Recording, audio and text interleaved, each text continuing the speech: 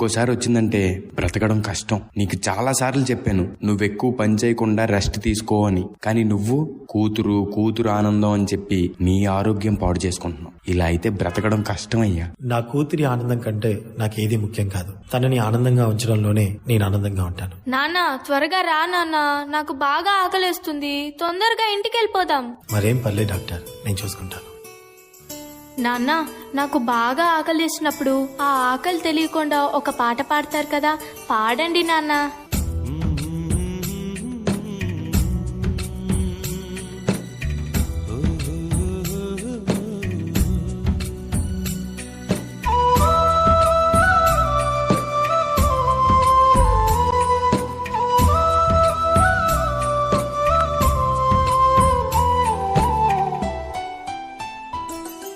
గుమ్మడి గుమ్మడి ఆడిందంటే అమ్మాడి, daddy ఊపిరిలో మురిసే కూచిపూడి.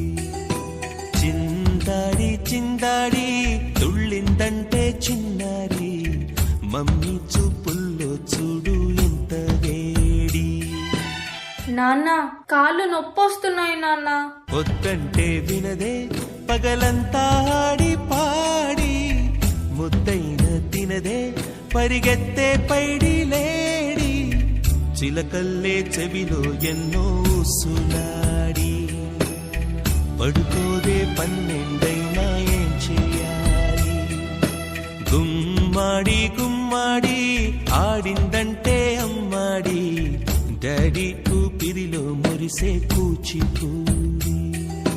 ఏ చంద్రయ్య ఎక్కడయ్యా నా అద్దె డబ్బులు? 6 నెలల నుండి అడుగుతున్నాను, ఈ రోజుకి ఇంకా ఇవ్వలేదు. ఇలా అయితే ఉండొద్దయ్యా. నా ఇల్లు ఇప్పుడే ఈ క్షణమే ఖాళీ చేసి వెళ్ళిపోండి. అయ్యా కొంచెం చిన్నగా మాట్లాడండి అయ్యా, లోపల నా కూతురు నిద్రపోతుంది, విన్నదంటే బాధపడుతుంది. ఎలాగైనా 2 రోజులు మీ డబ్బులు కట్టేస్తానయ్యా. ఏంటి చిన్నగా మాట్లాడాలా? అద్దె కట్టడం చేత కాదు గాని కూతురు ముందు పరువు కావాల్సి వచ్చిందా? రేపుటి కల్లా నా అద్దె డబ్బులు నాకు ఇవ్వకపోతే ఇంట్లో ఒక్క సామాను కూడా ఉండేవను. ఏమైంది నాన్న? ఏం లేదమ్మా, పద పడుకుందాం. నేను మొత్తం విన్నాను నాన్న, నువ్వేం బాధపడకు నాన్న. నేను బాగా చదువుకొని ఒక మంచి ఉద్యోగం చేస్తాను, మనమే ఒక మంచి ఇల్లు కట్టుకొని ఆనందంగా ఉందాం. అప్పుడు ఎవరికి డబ్బులు ఇవ్వాల్సిన అవసరం లేదు కదా. నువ్వేం బాధపడకు నాన్న. ఎన్నెన్నో ఆశలతో పెంచానమ్మ గుండెల్లో,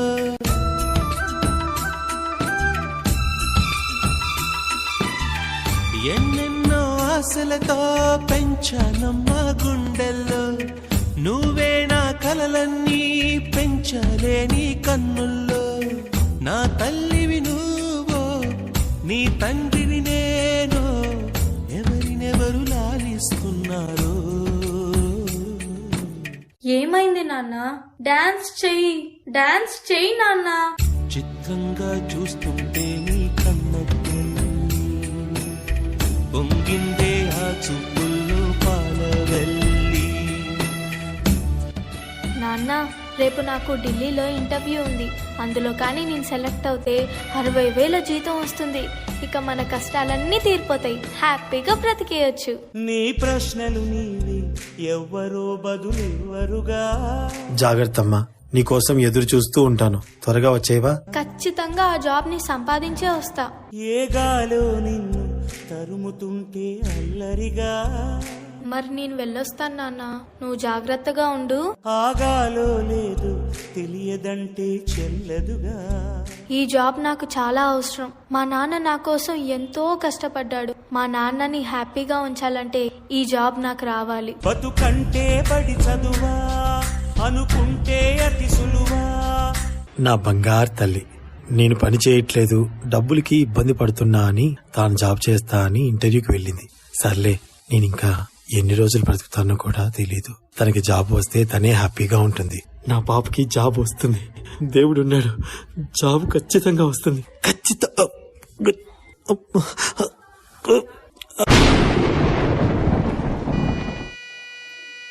పొరపడినా పడినా జాలి పడదే కాలం మనలాగా. యు ఆర్ సెలెక్టెడ్, నీకు ఈ జాబ్ వచ్చింది. Thank you so much sir. నాకు జాబ్ వచ్చిందని తెలిస్తే మా నాన్న చాలా హ్యాపీగా ఫీల్ అవుతారు. ఇప్పుడే ఈ విషయం మా నాన్నకు చెప్పాలి. ఏంటి నాన్న ఫోన్ లిఫ్ట్ చేయట్లేదు? సరేలే, డైరెక్ట్ గా వెళ్ళి సర్ప్రైజ్ చేద్దాం. ఆయన హ్యాపీగా ఫీల్ అవ్వటం నేను కల్లారా చూడాలి. ఒక నిమిషం కూడా ఆగిపోదే నువ్వు వచ్చేదాకా.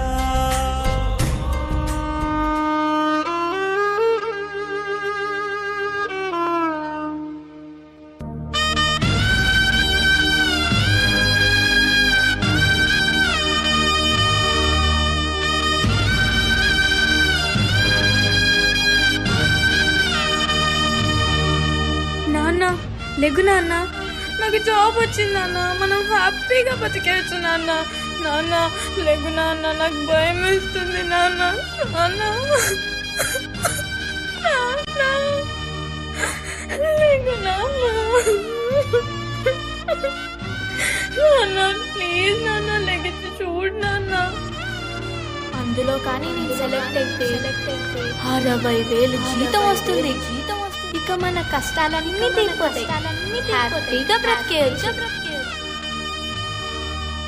నాన్న లెగు నాన్న, నాతో డాన్స్ చేస్తావు కదా నాన్న, ఇప్పుడు కూడా చేద్దాం లే నాన్న. నాతో కలిసి డాన్స్ చేయి నాన్న, ప్లీజ్ నాన్న. నాన్న